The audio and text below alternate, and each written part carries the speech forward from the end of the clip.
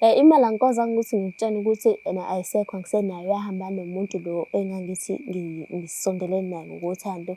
Ngenxa yokuthi manje ngangeke ngize ngikwazi ukubuya kuyona ngithi ethi imali ayisekho wawuzothini? Wawuzokuphatha kanjani wena lokho? Njengoba manje impela kodwa sisi kwakumele ungichazele ukuthi kwenzakalani ngoba kuyimanje nje ufaka ubucwebe lobo obufakile usuzofaka ngani kuyimanje mina ngiyahlupha kwazi kahle ukuthi sibesihlupheka la sisuka khona vele manje wena wabona ukuthi ungcono ukuthi udize ngemali udize endodeni wenza njani angithi bongiblokhela ngona ukuthi ubaleke nayo imali ngiyayifuna ke imali yami sisi wami anginayo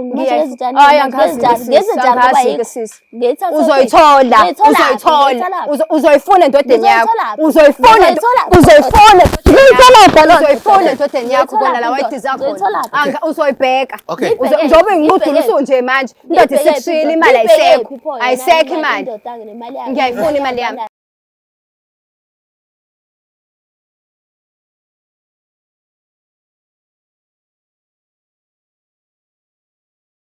Mzansi reality story igama lami umthokozisi utshitshila majongosi untaba kayikhonjwa ikhonja abagangile inhlunu emhlophe ngaba mnyama ngabe yavelaphi bathi usikhinde sincane esigqokwa ingane kuphela umuntu omdala akasigqoki wasigqoka sizomxeka. Bafowethu niyazi ke ukuthi ke usuku nosuku usikhinde akalali ezama ukuthi ke usizakale wena osekhaya onenkinga enkulu. Kanti ke makuthi wena ke ufuna njalo ukusilandela vele upress le kinobho usifollowe uvele nje uthi nje click sobe ukwazi ukubona wonke amavideo eswathulayo iviki neviki ku YouTube nakwezinye inhlelo. Sinodethe wethu ke namhlanje osibhalelile sila ePortshepstone ne? Ya dadewethu ngicela ke ubingelele ababukeli mase uphinde futhi ke uthi njoba ngilana ngusikhindi sincane ungibizeleni. Ngithanda ukubingelela ababukelayo njengamanje igama lami nguZinhle wakaMagwaza. Ngibhalele ubhuti la ngoba nginenkinga yomuntu ebengimthathisa kwasisi wami. Mina naye bathe sidlala istokfela sonyaka wonke unyaka wona last year. Badlala istokfela naye usisi. Sihlanganise imali sihlanganise uzokuphela unyaka wonke. Uma kuphela unyaka wonke sihlanganise ngemali estokfela. Ekuhlanganiseni kwethu sithenge-ke lokho kumele umuntu akuthenge kubo. After ukuthenga lokho ngoba mina naye sihleli asifundile sihlele emakhaya. Ngathi mina naye asiqaleni ibhizinisi lokuthi at least sikwazi usidayisele something. Yena wafana nombono wokuthi asidayiseni inkukhu. Sahamba saye Pietermaritzburg siyothenga amachwane amatshwele. Oh ya ngiyayibona lo lentuza nehe. Ekufikeni kwethu sothenga amachwane amatshwele. Oqala siqala ibhizinisi yebo akuzange kuhambe kahle kodwa ngathi no asinga give up isobabili. Asiliqhubeke leli bhizinisi leli sizame futhi siyothenga amanye amatshwele. Sizame futhi siyothenga amanye amatshwele okay zikhulu inkukhu akhula amatshwele. Adayise mina angazi ukuthi kwenzakalani ngoba mina nginalo ikhadi lasebhenki and asinayo business account soyi2. Unalo yena ikhadi. Oh i-business account engekho. Into ehleliwe nje engenayo into iplan yes okay imali mayingena kuye nawe njengokuthi uyamethemba uchaza lokho okay. Yebo njengoba nje vele sikhule ndawonye ngamthemba usisi. Khambe angitshela ukuthi okay sekube khona ikhukhula nami ngazibona lezo ikhukhula lezo ziba khona ngoba nami la ngihleli khona okunye kwamuka. Mangumuke ihhoko lezinkukhu umuke nazo izinkukhu. Okay behleze ngitshela usisi ukuthi imali esiyenza njalo ngibehleze ngitshela nje update ukuthi okay senze malini. Imali kanti le mali ayihlukaniswa mhlawumbe nayo niyenza stokofela nizoyibona kuphela kwenyanga nenza stock kuphela nithenga inkukhu kanwe ukuthi niphile nijabula nakabi anakayitholi lo mali anikayidla. Hayi cha akhona amatoho sabamba sidayisela amagwinya eceleni bese kuba inkukhu ke. Okay. Imali le inkukhu bese sizoyihlanganisa ngoDisemba. Kanye nayo yafana nestokfela. Usisi ngimthembe agcine ngitshele ukuthi it was uJuly angitshela ukuthi okay imali esikhona ingango 25,000 imali esasihlanganisile mina naye siqala ibhizinisi kwaku 7,500. Okay. Imali esasiyenzile ngoJuly kwase kuyimalini so 25,000. Okay usisi ngiqhubeke ngimthembe kwase kufika ikhukhula ke. Mafika ikhukhula zimukise yonke izinto ke ihhokwe nezinkukhu nazo ezinye zife ezinye zimuke kanye nazo ikhukhula. Okay mase ke seyimukile izinkukhu nezikhukhula sengibuyela kuyena mina ngithi okay, ngoba seyimukile-ke inkukhu ibhizinisi lethu alisekho actually. Asiphinde sizame ngoba ikhona imali. Asiphinde sizame ukuthi siqale kabusha futhi siphinde sihambe sothenga amanye amatshwele futhi. Hhayi siselokhu ebhizi eshona le nale. Ngilokhu ngibhizi ngimlandelela. Ngolunye losuku ngihamba ngombheka kubo la ahlala khona ngangamthola. Mangimfuna ey'ngcingweni akatholakali kodwa abangani bakhe bayakwazi ukuthi bamthole. Ngale namba le bekade ngikwazi ukuthi nami ngimthole kuyona. Okay. Ngiyakuzwa. Yebo, kuze kube manje angikaze ngimthole nami ngiyayihluphekela ayikho into etheni ngiza ngaphandle kokudayisa amagwinya. Le mali lena ngicabanga ukuthi uhambile nayo imali. Because imali besihlanganise sobabili. Ewumngani wami ngimthemba. Nomsayidla nje. Nomusayidla anginayo isho lapho. Yo Mzansi, so njengamanje mina ufisa ukuthi kwenzakaleni siyowenze njani siyofuna imali kulo dadewenu. Yebo, mina ngifuna ukuthi nje ngicane ngisize ngithole imali yami kuyena. Mawukuthi uthi akanayo imali, kukhona esengizwe ngabo ukuthi i-boyfriend yakhe ilinke i-account yakhe ne-account yayo. Ngoba i-boyfriend yakhe ilink account yakhe usisi ne-account yakhe ubhuti. Ngoba ubhuti usomaqhuzu somabhizinisi, unamabhizinisi. So imali engenayo vele engene account yabhuti iyangena naye kwi-account yakhe. So lento engiyifunayo ngifuna ukuthi nje abuyise imali yami u-7.5 nayo le profit le ya 50 25,000. Ukuze nami ngizokwazi ukuthi ngiqhubekele yami impilo. Nani niyayibonela isimo njengoba nginje. Okay, ubudlelwane benu bekunjani? Bebo right besabangani. Umuntu esikhule naye nje. Akuyena udadewenu umngani. Umngani bese ngimthathisa njengosisi ngoba sobabili sashonelwa abazali sasayikhulisa. Sorry about that. Okay. Usushilo ukuthi cha ufuna ukuthi kulekelele list ekunika ingxenye yale mali le ukwazi na ukuqala phansi impilo uyifukule ubone ukuthi wenze njani. Okay. This is a young lady bafowethu uyaphanta uyiphanta lithi malikhala iqude ekseni lithi kekele gig uvuke ithathe ephante akahlwebe ulike endodeni uyiphantela yena ubuye iqobo lakhe uyayiphantela. So njengoba kusisi ke sike sazama ukumthola samthinta usisi ke ukhona la emotweni sifike naye sizocela nje igadi lengale emumva limthathe lize la sixoxe naye sibone ukuthi udaba lakho luthatha silibekaphi. Yebo ngabonga kakhulu kulokho. Yeah. Bouncer.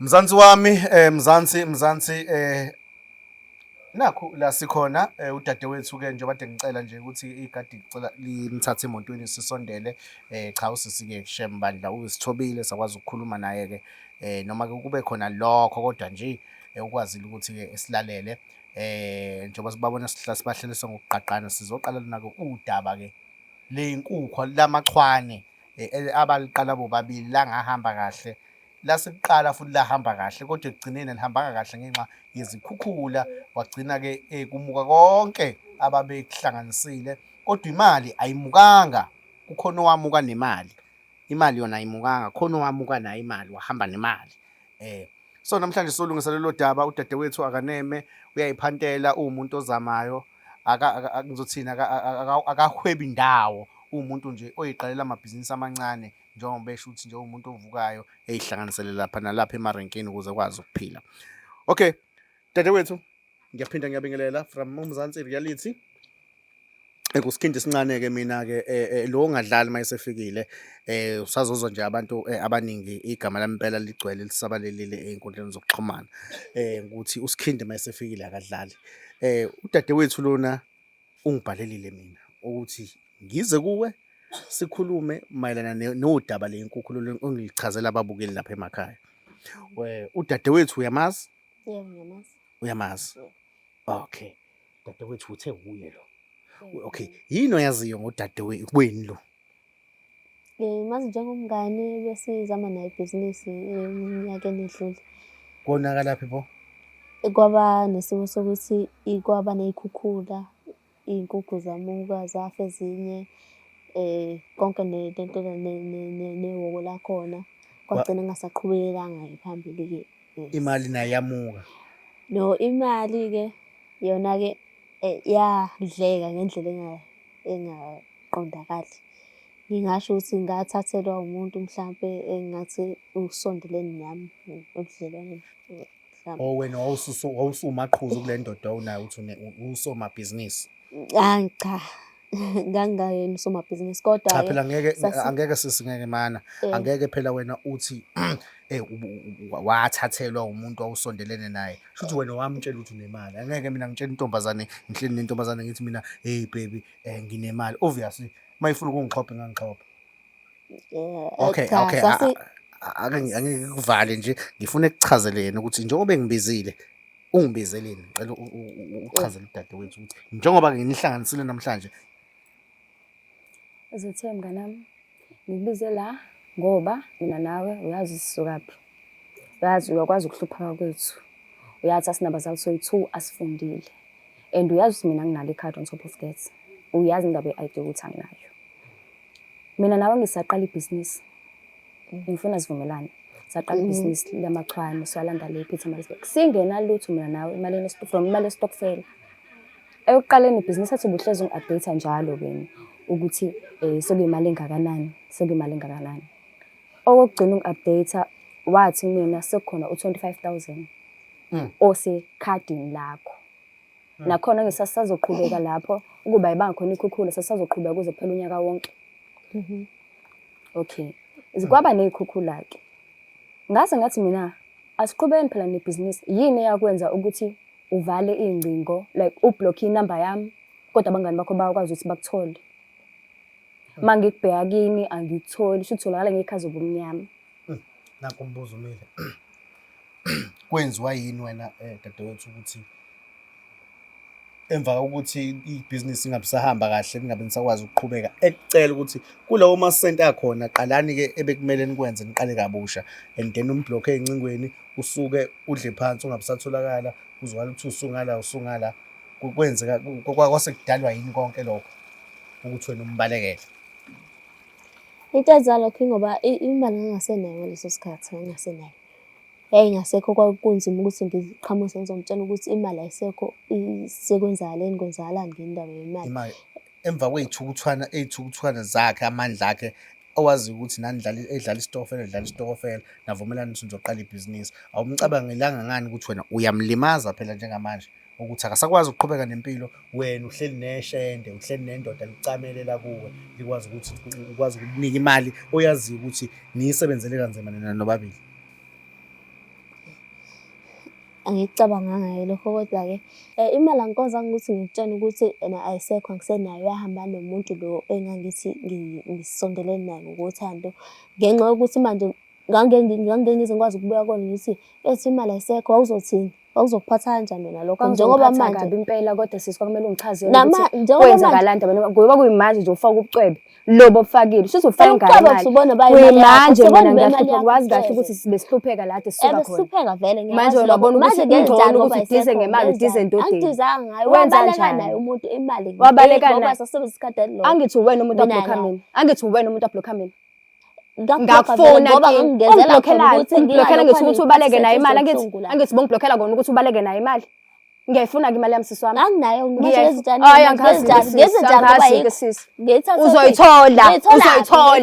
uzoyifuna endodeni yakho uzoyifuna endodeni yakho kona la wayidiza khona uzoyibheka njengoba ngingudulisa nje manje indoda isekushiyile imali ayisekho imali ngiyayifuna imali yami ngiyayifuna imali yami ngiyacela uhlale phansi. Indaba yenu ngiyibona ukuthi kuningi kuhlangahlangene ngenxa ukuthi nisuka kude ngiyabona ukuthi ziningi inkinga enibhekene nazo. Sisi wami uyayifuna imali yakhe. Uyayifuna imali yakhe. And South Africa ngiyafisa ukwazi Mzansi ukuthi lento yokuthi indoda nje make yacamela kuwe noma yagqiba ikhebulu kuwe ucabanga ukuthi nje mmili kahle ngemali kusuke sekwenze njani ngoba ekugcineni umuntu wesifazane umuntu wesilisa mayisedla phansi udla phansi nemali awucabanga usisi uspende imali yabo komunye umuntu namhlanje indoda ayisekho namhlanje sekumele sizokhuluma kanje 25k wonke after iminyaka emgaka ngiphanda nawe 25k wonke athi ungitshela ngawo ukuthi ukhona sho sibongenza isilimo Ngibona ukuthi ngimathile mina ngoba lapho ungenayo i-account. Bengingafuni ukuthi uphatheke. Awufuni ukuthi ngiphatheke kabi. Kwakumele ungitshele iqiniso. Kwakumele ungitshele iqiniso hayi lento oyitshelayo. Wena uhambile wayindoda odiza ngemali. Emva lapho uzongitshela ukuthi wawungeke uze ukwazi ukungitshela kube kuwena umuntu wayesuyitholile indoda enkathi ungiblock wawungakayitholi. Wena ubuvela ushimile. Ushime njengami. Samba siyotheza nawe. Pho ikwazi sasikwazi kanjani ukuthi sisebenzise ikhadi elilodwa. Ngikwazi Uma ukuthi engasekho, uma ukuthi engekho indoda. Sasisebenzisa kanjani ikhadi elilodwa ingekho. Ingoba isebenzisa imali yakho nje ngokulima bakho. Ngoba ekade ikhona vele. Ekade ikhona kephi? Iphi manje? Angizusisi usangakwazi ukuyithola iphi manje? Kanti usimali imali besidlala ngangiyithatha ngaleso. Imali esasidlala ngayo. Besiphatha nje nawe wena sidays amagwinya. Usasoba sisebenzisa imali yamagwinya nje kuphela. Mina ngasebenzisa yona. Hayi. Ocaca kona ukuthi uyabathanda abafana vele ingakho udize ngemali. Hayi yasho sisi ukubonayo. Kodwa imali yona ayikho. Bakuvithizile futhi. Ingakho ke ngishilo ngathi la angizele inkinga zenu za before mina ngizele indaba eyehhoko le inkukhu esizokhuluma ngayo and le mali le kufanele ikhokheke uyayidinga imali yakhe ufanele eqala impilo yakhe. Nawe ngiyacabanga ukuthi uyadinga ukuqala impilo kabusha ngoba nali ishendelelo olithemile kihle ngemali alisekho manje. Yabona nje mina bhuti ngithole 7500 wami ngiphinde ngithole uhalf ka25,000 oku 12,500 ngiyayifuna imali. Uyamuzwa ukuthi utheni? Nayi imali ayishocela uyiphindela 7,500 saqala ngayo ibhizinisi. Ngisho kuthiwa ngiyakunika ngeke ngize kunikeze yonke kuyafana. Ngengikwazi uyavuma ukuthi okay. Egcina osuku nje ngiyayifuna yona. No 12,500 wahafa lo 25,000 lo. We profit at sesenzile. Yeah. 12,500 yes. Mage sis 25,000 divided by 2 that's 12,500. Ingakho nendoda yakudidisa nje. Ingakho nendoda yakudidisa. Lalela ke. Ngifuna kwenzeke kanjena ke manje. Nangithi ufuna imali yakhe. Uzokwenza njani ukuthi ukhokheleke le mali ngoba uyayifuna le mali. Imalini isiyonke isiphelele. Isiyonke bhuti. Isiyonke u20 cause u12,500 no 7,500. Yebo. 20,000 if uyihlanganisa leyo mali. Sicela usitshele utshele nomzansi ukuthi le mali uzoyikhokha kanjani. Ngabe nje sengenza okukhulu ekhaya. Sicela usitshele ukuze ekwazi ukuqala impilo yakhe kabusha. Makuthi kumele uyiqalele lakhe ihhoko yedwa uzohamba uqala ihhoko yedwa. Usale wena umileke uhubhana namadoda ake lawa ahubhana. Sitshele ukuthi uzokwenza njani ukuthi ukhokheke le mali. Angizili ukuzodlala lana ngicela ukukhumbuza ngidlali mina. Ngiyakuzwa. Ngisho nje noma uzwa ukubutshekela eceleni ngathi ihhoko la. Ngicela singasebenzisi izinto ezipersonal. Hayi uyangicela. Ngifuna nje ukuthi silungise lento engizoyilungisa la. Uzovela ungayitholi kwaleyo mali. Ngeke uzovela ungayitholi. Ngiyizokugquza. Ubani? Ngizokugqoma. Ubani? Ngizokugqoma. Ugcina abangani bakho. Angizokugqoma sis. Ngathi uyakhohlwa ukuthi mina ngelusi. Ngathi uyakhohlwa. Ngizokugqoma. Sizogqomana. Hey. Hayi bo. Sizogqomana. Okay mzansi wami. Ngifuna ke sisi usichazele le mali uyikhokha kanjani. Uzoyikhokha kanjani le mali lena kasisi? Ukuze nawe uma usiqede nje ukuthi imali uzoyikhokha kanjani, sazi ukuthi kwenza kanjani usisi azi and then ngenze i-follow up ukuthi le mali ikhokheka kanjani. Uzokwenza njani ukukhokha le mali?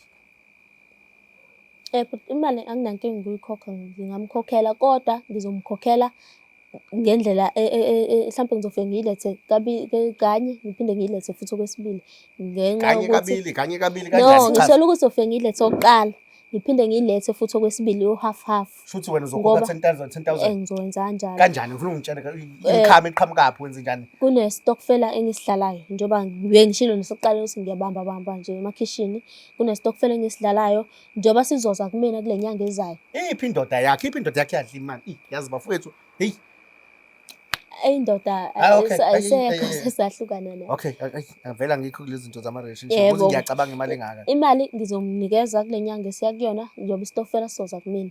Then ke ngizophinde futhi ngimnikeze futhi mase siza kumina ngoDecember futhi. Ngizophinde ngibuyise. Wena shuthi makuphela inyanga imali sizokwazi ukuthi bazokutshela go to my channel ucheck lapho uthi Mzansi Reality.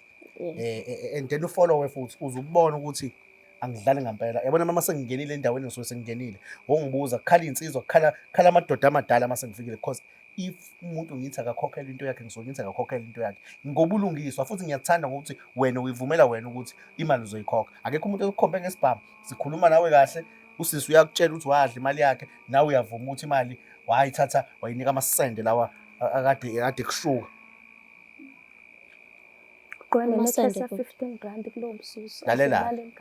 into engiyifunayo ke ngifuna Uyayifuna yini? Angifuni. Ngikunika nayo Kodwa phela sis. ifoni. ngibala ishow manje. I want to close the show. Mzansi. Cela ukhuluma nani bantu besifazane. Anikwahleli ukudakwa amadoda.